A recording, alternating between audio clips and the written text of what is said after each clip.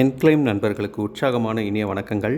இன்றைக்கி பார்த்தீங்கன்னா ஒரே நாளில் கிட்டத்தட்ட ஒரு 2-3 ஹவர்ஸில் இந்த கேஷ்பேக் சிஸ்டம் எப்படி பார்ட்னர் கேஷ்பேக் வந்திருக்கு அப்படிங்கிறது தான் இது. கிட்டத்தட்ட பாருங்கள், ஒரு 32 பில்ஸ் வரைக்கும் உள்ளே வந்திருக்கு.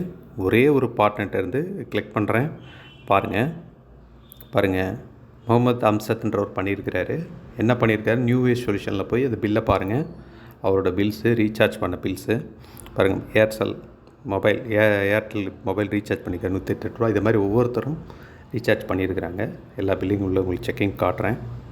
பாருங்கள், ஹரிஹர சுதன் சார் பண்ணியிருக்காங்க. அவங்க பில்ஸ் வந்து பாருங்கள். இந்த மாதிரி எல்லாருமே வோடாஃபோன் ரீசார்ஜ் பண்ணியிருக்காங்க.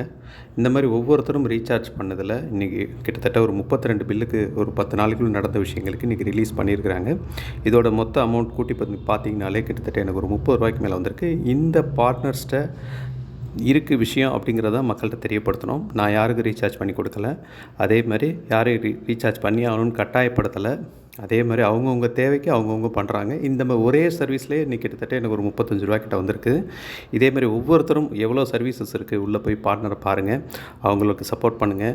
அது மூலிமா அவங்களுக்கு சப்போர்ட் பண்ணுறது மூலிமா நம்மளுக்கு கேஷ்பேக் கிடைக்கக்கூடிய விஷயம். இன்றைக்கி வெளியே போய் ரீசார்ஜ் பண்ணுறதுக்கு அதே காஸ்ட் பே பண்ண வேண்டியிருக்கு, இல்லை கூடுதலாக பே பண்ண வேண்டியிருக்கு. அதே விஷயத்தை இங்கே நம்ம பண்ணும்போது நம்மளுக்கு கேஷ்பேக் அப்படிங்கிறது கம்பெனிக்கு 3% அந்த பார்ட்னர் கொடுக்குறாங்க. அதில் வந்து நம்மளுக்கு 1.5% நம்மளுக்கு கிடைக்குது. அதனால் நல்ல ஒரு விஷயம். இதை எல்லாருக்கும் ஷேர் பண்ணுங்கள். கண்டிப்பாக ஒரு மிகப்பெரிய ரெவல்யூஷன் எல்லாருக்கும் கிடைக்கும். அதே மாதிரி இது தமிழ்நாட்டில், இந்தியா லெவலில் நம்ம இதை சப்போர்ட் பண்ணி கொண்டு போகலாம். இன்னும் வேறு ஏதாவது சந்தேகங்கள் இருந்தாலும் கூப்பிட்டு கேளுங்க. நன்றி, வணக்கம்.